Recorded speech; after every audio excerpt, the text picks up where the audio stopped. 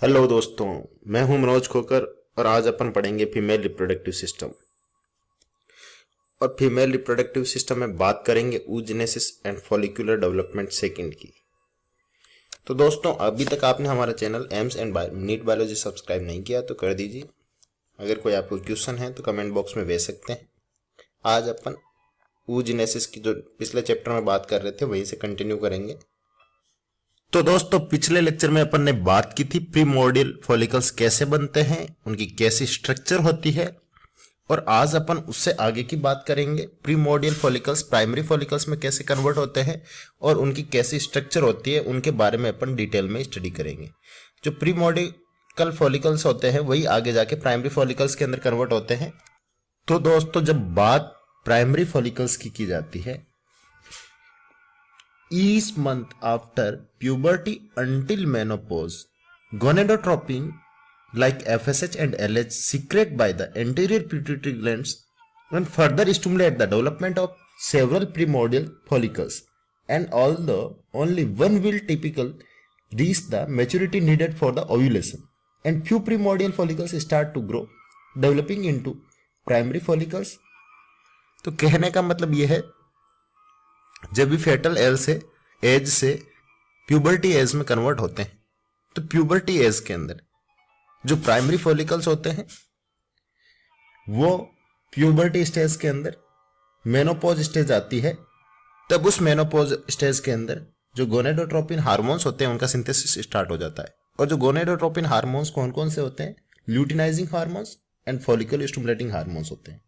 ये anterior pituitary glands के part में से सीक्रेट होते हैं। इनकी आगे अपन बहुत डिटेल में स्टडी करेंगे। और ये हार्मोन्स होते हैं जो प्रीमोर्डियल फॉलिकल्स होते हैं उनको मैच्योर करके प्राइमरी फॉलिकल्स में कन्वर्ट करते हैं। और वही प्राइमरी फॉलिकल्स आगे जाके में एक स्पेसिफिक स्ट्रक्चर गेन करते हैं।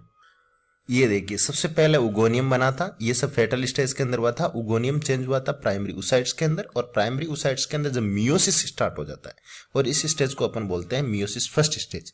और ये मियोसिस फर्स्ट स्टेज के अंदर जो प्रोफेज होती है, मियोसिस फर्स्ट स्टेज की मियोसिस प्रोफेज फर्स्ट होती है, वहां पे जाके जो मियोसिस फर्स्ट स्टेज फ्रीज हो जाती है, रुक जाती है, आगे सेल डिवीजन नहीं होगा। और ये सिर्फ फेटल पीरियड्स के अंदर होता है, एम्ब्रियोनिक कंडीशन में होता है। उसके बाद में उसका चाइल्डहुड डेवलपमेंट हो जाता है और वापस से प्यूबर्टी और मेनोपॉज स्टेज आती है। तो ये वापस से जो मियोसिस रुका हुआ था प्रोफेज फर्स्ट के अंदर, वो प्रोफेज फर्स्ट का मियोसिस स्टार्ट हो जाता है। और उस स्टार्टिंग के अंदर जो प्रीमोर्डियल फॉलिकल्स जो बने हुए थे वो प्राइमरी फॉलिकल्स के अंदर कन्वर्ट होंगे।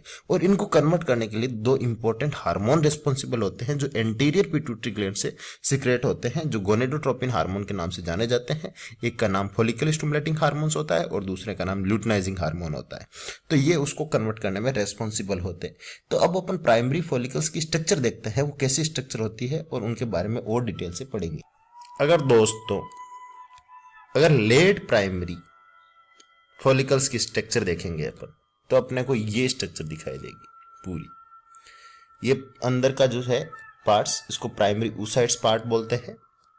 इसके अंदर बहुत सारी सेल्स अंदर प्रेजेंट होती है, लेयर, जिनको ग्रेनुलोसा सेल्स बोलते हैं अंदर की साइड्स में। और उसके चारों तरफ जो प्राइमरी oocytes है उसके चारों तरफ एक कवरिंग लेयर पाई जाती है जिसको जोना पेलुसिडा बोलते हैं। इस लेयर को जोना पेलुसिडा बोलते हैं। उसके चारों तरफ की जो सेल्स होती है उन सेल्स को ग्रेनुलोसा सेल्स के नाम से जानते हैं। और ग्रेनुलोसा सेल्स जब खत्म होती है तो उनके चारों तरफ एक मेम्ब्रेन पाई जाती है। उसी मेम्ब्रेन को अपन बेसमेंट मेम्ब्रेन के नाम से जानते हैं। ये जो पूरी मेम्ब्रेन दिखाई दे रही है ये बेसमेंट मेम्ब्रेन के नाम से जानी जाती है। और उसके चारों तरफ एक स्पेसिफिक टाइप की जो सेल्स पाई जाती है जिसको थेका फोलिकुलाई के नाम से जाना जाता है। और theca folliculi as to similar the stromal cell. तो दोस्तों, ये तो सारी इसकी स्ट्रक्चर हुई। और इसके चारों तरफ आपको ये सारे दिखाई दे रहे हैं छोटे छोटे फाइबर, उनको अपन कोलेजन फाइबर्स बोलते हैं। ये पूरे कोलेजन फाइबर प्रेजेंट होते हैं। तो ये बेसमेंट मेम्ब्रेन, सबसे बाहर कोलेजन फाइबर होंगे, उसके चारों तरफ थेका फोलिकुलाई होगी। उसके चारों तरफ आप देखेंगे तो फिर बेसमेंट मेम्ब्रेन्स आपको दिखाई देगी। कोलेजन फाइबर के अंदर की साइड्स में थेका फोलिकुलाई और बेसमेंट मेम्ब्रेन, और फिर उनमें सेल्स दिखाई देगी, वो ग्रेनुलोसा सेल्स होगी। और फिर अंदर साइड देखेंगे तो ये आपको जो सेल दिखाई दे रही है ब्लू कलर की, इसको जोना पेलुसिडा बोलते हैं, और इसके अंदर का पूरा पार्ट्स होता है उसको प्राइमरी oocytes के नाम से जानते हैं। तो ये पूरा की पूरी एक स्पेसिफिक टाइप की स्ट्रक्चर को शो करते हैं। तो दोस्तों अब प्राइमरी oocytes होती है, उसके अंदर मियोसिस फर्स्ट स्टेज कंप्लीट होती है, जो प्रोफेज फर्स्ट में रुकी हुई थी वो मेटाफेज, एनाफेज, टीलोफेज के थ्रू जाके पूरी प्रोफेज स्टेज कंप्लीट होगी। और after puberty primary oocytes complete meiosis first and which produce a secondary oocytes and a first polar body that may or may not divide against। एक तो इसमें secondary oocytes बनेगी और एक फर्स्ट पोलर बॉडी बनती है। ये आगे जाके डिवाइड हो भी सकती है और डिवाइड नहीं भी हो सकती है। तो दोस्तों अपन जो बात कर रहे थे लेट प्राइमरी फॉलिकल्स की, यही लेट प्राइमरी फॉलिकल्स होती है।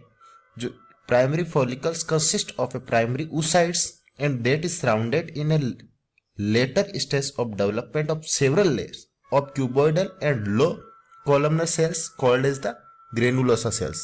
जो बीच की सेल्स होती है उसको granulosa cells बोलते हैं। and the outmost granulosa cells rest on a basement membranes and as the primary follicles grow and it form a clear glycoprotein layer called as a zona pellucida। Zona pellucida is the glycoprotein layers and between the primary oocytes and the granulosa cells it additional stromal cells surrounding the basement membrane being to form an organized layer called as the theca folliculi। तो ये पूरी structure इसकी primary की थी और यही आगे जाके with continuing maturation and primary follicles develop into secondary follicles. जो अपन बात कर रहे थे प्राइमरी फॉलिक्यूल्स कन्वर्ट हो जाती है अभी ये सेकेंडरी फॉलिक्यूल्स के अंदर। और सेकेंडरी फॉलिक्यूल्स के अंदर in a secondary follicles the theca differentiate into two layers। First the theca interna, a highly vascularized internal layer of cuboidal secretory cells that secrete estrogen, and second one is theca externa, an outer layer of the stromal cells and collagen fiber। In addition the granulosa cells being to secrete follicular fluids, which fluids up in a cavity called as the antrum and in the center of the secondary follicles, and the innermost layer of granulosa cells become a family attached to the zona pellucida is now called as the corona radiata। तो दोस्तों बात simple सी इतनी है, अगर detail में जाके देखें तो सबसे अंदर जो ये पूरी होती है इसको अपन जो प्राइमरी oocytes थी, अब ये सेकेंडरी, ये पूरा अंदर वाला पार्ट तो प्राइमरी oocytes का पार्ट है और इस पूरी स्ट्रक्चर को अपन सेकेंडरी फॉलिक्यूल्स बोलते हैं। इसमें प्राइमरी oocytes होती है, उसके जो अंदर की जो चारों तरफ की लेयर थी वो जोना पेलुसिडा ही है, ग्लाइकोप्रोटीन की बनी हुई लेयर है। उसके चारों तरफ बहुत, जो पहले कम सेल की लेयर थी अब बहुत ज्यादा बन जाती और उन सारी सेल्स को कोरोना रेडिएटा के नाम से जानते हैं। यहाँ पे बीच में एक स्पेस भी पाया जाता है, उस स्पेस को एंट्रम के नाम से जाना जाता है और यही वो स्पेस होता है, एक केविटी का फॉर्म करता है इसके अंदर, एक केविटी लाइक स्ट्रक्चर बनाता है यही स्पेस। और इसके अगर अपन यहाँ पे एक पूरी मेम्ब्रेन देखते हैं तो इसे बेसमेंट मेम्ब्रेन के नाम से जाना जाता है। और जो एटम वाला पार्ट होता है इसमें ग्रेनुलोसा सेल्स कुछ सिक्रेट करती है फॉलिक्यूलर फ्लूइड्स। जो ग्रेनुलोसा सेल्स होती है वो कुछ स्पेसिफिक टाइप का फ्लूइड सिक्रेट करेगी, वो फ्लूइड यहाँ पे पाया जाता है जिसके कारण ये केविटी बनी होती है। और दोस्तों बात करें तो सबसे बाहर वाली जो मेम्ब्रेन होती है उसको थेका एक्सटर्ना के नाम से जानते हैं और अंदर वाली मेम्ब्रेन है उसको थीका इंटरना के नाम से जानते हैं। तो जो ये बाहर की जो सबसे आउटर की ये छोटी मेम्ब्रेन दिखाई दे रही है इसको थेका एक्सटर्ना बोलते हैं, ये थेका एक्सटर्ना वाला पार्ट्स होता है। और थेका एक्सटर्ना वाला पार्ट्स होता है वो हाईली वेस्कुलराइज और internal layer of cuboidal secretory cells that secrete estrogens. इसमें क्यूबोइडल सिक्रेटरी सेल्स पाई जाती है जो एस्ट्रोजन के सिक्रेशन के लिए मेन इंपॉर्टेंट रोल प्ले करती है बाहर वाले के अंदर। और यहाँ पे बहुत ज़्यादा वेस्कुलराइज्ड होगी, वेस्कुलराइज मतलब उसमें ब्लड वेसल्स बहुत ज़्यादा पाई जाती है और इसमें कोलेजन फाइबर भी पाए जाते हैं। अगर इसकी अंदर वाली लेयर की बात करते हैं तो अपन इसको थेका इंटरना बोलते हैं और theca interna is the second most layers and stromal cells and collagen fiber attach with this layers इसके साथ में पाए जाते हैं और ये दोनों इसको कवर करने का काम करेगी। तो ये दो लेयर होती है जिनको थेका फॉलिक्यूलाई के नाम से जानते हैं, थेका एक्सटर्ना एंड थेका इंटरना। तो दोस्तों ये तो सारी इसकी मेम्ब्रेन की बात, इसकी स्ट्रक्चर की बात हो गई। अब अपन इसके अंदर देखते हैं नेक्स्ट डेवलपमेंट की प्रोसेस में क्या होता है। तो दोस्तों जो बात कर रहे थे अपन कि जो प्राइमरी oocyte सेकंड होती है वो मियोसिस फर्स्ट कंप्लीट होने में प्राइमरी oocyte फर्स्ट के अंदर मियोसिस के प्रोफेज फर्स्ट के अंदर बनती है, और यहीं पे ये प्रोफेज फर्स्ट के अंदर ये कन्वर्ट हो जाती है प्राइमरी फॉलिक्यूल से सेकेंडरी फॉलिक्यूल से, और सेकेंडरी फॉलिक्यूल से ये प्राइमरी oocytes के अंदर कन्वर्ट होगी, और यहाँ से ये मियोसिस कंप्लीट हो चुका होता है। और ये मियोसिस कंप्लीट होने के बाद में ये जो बनती है वो मैच्योर ग्राफियन फॉलिक्यूल्स में बन चुकी होती है, और यहाँ से मियोसिस सेकेंड की जो स्टेज होती है वो वहाँ से स्टार्ट होती है। तो ये मियोसिस सेकंड की स्टेज के अंदर अगर अपन बात करें तो यहाँ पे सबसे पहले वाली जो सेल्स बनती है प्रोफेज और मेटाफेज के अंदर, ये प्राइमरी oocytes मियोसिस के बाद में दो सेल्स के अंदर कन्वर्ट होती है। एक तो फर्स्ट पोलर बॉडी बनती है, ये पोलर बॉडी अपन ने बात की थी आगे जाके डिवीजन में जा भी सकती है और नहीं भी जा सकती है। तो मियोसिस सेकंड, इसके अंदर भी मियोसिस सेकंड की स्टेज कंप्लीट होगी तब ये जाएगी। अगर मियोसिस सेकंड कंप्लीट नहीं होगा तो ये अकेली polar body haploid polar body ही प्रेजेंट रहेगी। और अगर यहाँ पे मियोसिस सेकंड कंप्लीट होता है तो ये आगे जाके मैच्योर ग्राफियन फॉलिक्यूल्स के अंदर कन्वर्ट होती है। और मैच्योर ग्राफियन फॉलिक्यूल्स कैसे बनती है इसके बारे में अपन डिटेल में स्टडी करेंगे और देखेंगे कि कौन कौन से हार्मोन्स इसके लिए रिस्पॉन्सिबल होते हैं। दोस्तों बात हार्मोनल्स की हो रही है और हार्मोन्स की जाए तो मैं जैसा मेल के अंदर देखा था अपन ने वैसा ही यहाँ पे प्रोसेस फीमेल के अंदर पाया जाता है। और जो फीमेल की प्रोसेस होती है वहां पे सबसे पहले जो ब्रेन का हाइपोथैलेमस वाला पार्ट्स होता है वो यहाँ पे भी गोनेडोट्रोपिक रिलीजिंग हार्मोन सिक्रेट करता है, और वो एंटीरियर पिट्यूटरी ग्लैंड्स के पार्ट के अंदर सिक्रेट करता है जो गोनेडोट्रोपिन हार्मोन को रिलीज करने के लिए रेस्पॉन्सिबल होता है।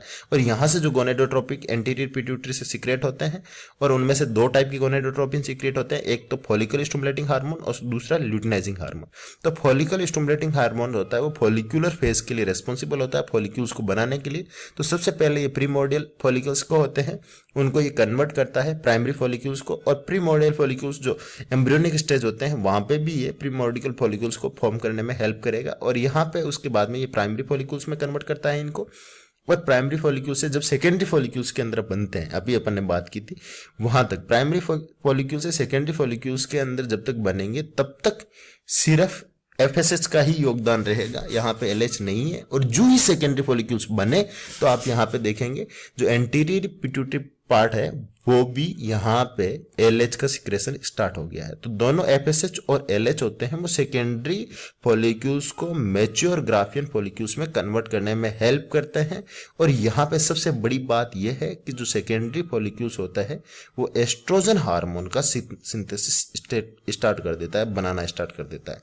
तो सबसे मेन बात की जाए जब ये प्यूबर्टी स्टेज आती है तो प्रीमोर्डियल जो फॉलिक्यूल्स थे वो अपन ने बात की थी वो प्राइमरी फॉलिक्यूल्स में कन्वर्ट हो जाते हैं, और यहाँ से जो मेनोपॉज स्टेज स्टार्ट हो जाती है तो यहाँ पे मेंस्ट्रुअल साइकिल स्टार्ट हो जाता है। और जो मेंस्ट्रुअल साइकिल के यहाँ पे टोटल जो टाइम पीरियड्स होता है उसको अपन 20 डेज में डिवाइड करेंगे यहाँ पे पूरा, और उसमें ये देखेंगे कि क्या क्या चेंजिंग होते हैं और कैसे बनता है। और यहाँ पे उसके साथ में उसका एक हार्मोनल ग्राफ भी दिया हुआ है कौन से हार्मोन उस टाइम में सिक्रेट होते हैं। तो 0 डेज से स्टार्ट करते हैं तो यहाँ पे फॉलिक्यूल और ल्यूटिनिंग हार्मोन का सिंथेसिस स्टार्ट हो गया है, सिक्रेशन स्टार्ट हो गया है।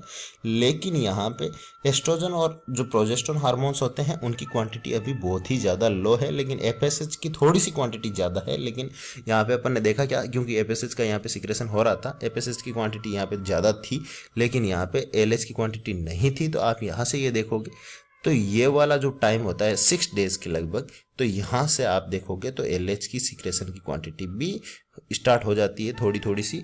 और जो सेकेंडरी फॉलिक्यूल्स होते हैं उनको मैच्योर ग्राफियन फॉलिक्यूल्स में कन्वर्ट करते हैं, और ये जो मैच्योर सेकेंडरी फॉलिक्यूल्स होते हैं वो बनना स्टार्ट होते हैं। यहाँ तो मेंस्ट्रुअल साइकिल चलता है, शुरुआत के 3 से 5 दिन का टाइमिंग होता है इसको चलने की। यहाँ से जो ही मेंस्ट्रुअल साइकिल बंद हुआ उसके बाद में जो सेकेंडरी फॉलिक्यूल्स होते हैं वो बनना स्टार्ट होते हैं प्राइमरी फॉलिक्यूल से, और ये प्राइमरी फॉलिक्यूल से सेकेंडरी फॉलिक्यूल बनेंगे तो ये एस्ट्रोजन का सिक्रेशन स्टार्ट कर देते हैं। तो आप यहाँ ग्राफ में देखोगे कि एस्ट्रोजन का सिक्रेशन स्टार्ट हो जाता है, और ये ही आगे जाके सेकेंडरी फॉलिक्यूल्स कन्वर्ट होते हैं मैच्योर ग्राफियन फॉलिक्यूल्स के अंदर, और ये मैच्योर ग्राफियन फॉलिक्यूल्स भी एस्ट्रोजन का सिक्रेशन करते हैं। और एकदम एस्ट्रोजन जो शुरू के 6 डेज से लगा के जो 12 डेज तक होता है वहाँ पे इंक्रीज होता है, और 12वें दिन आप देखेंगे जो मेंस्ट्रुअल साइकिल के 12वें दिन यहाँ पे एकदम ज़्यादा बढ़ा हुआ रहेगा।